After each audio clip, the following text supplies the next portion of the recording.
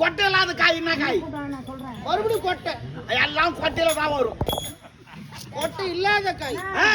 நல்லா கண்டுபிடி. சொல்லி கமான். கரெக்டா கண்டுபிடிச்சோம்.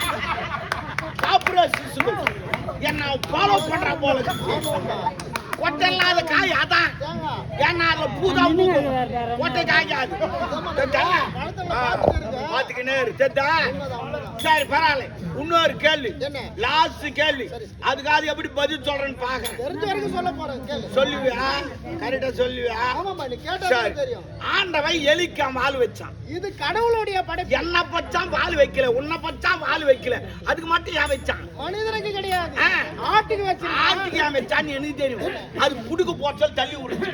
அப்ப மாட்டுக்கு ஏன் வால் வச்சான்னு எனக்கு தெரியும். கொசு உட்காந்தா தள்ளி விட்டு நடக்குது. நாய்க்கு வால் வச்சான்னு எனக்கு தெரியும். ஏன்னா சாப்பாடு போட்டா நன்றி சொல்லிட்டீங்கன்னு ஆட்டு ஓடும். குரங்க வால் வச்சான்னு எனக்கு தெரியும். மத்தல இருந்து கீழே சுத்திக்கு நிக்கிறதுக்கு.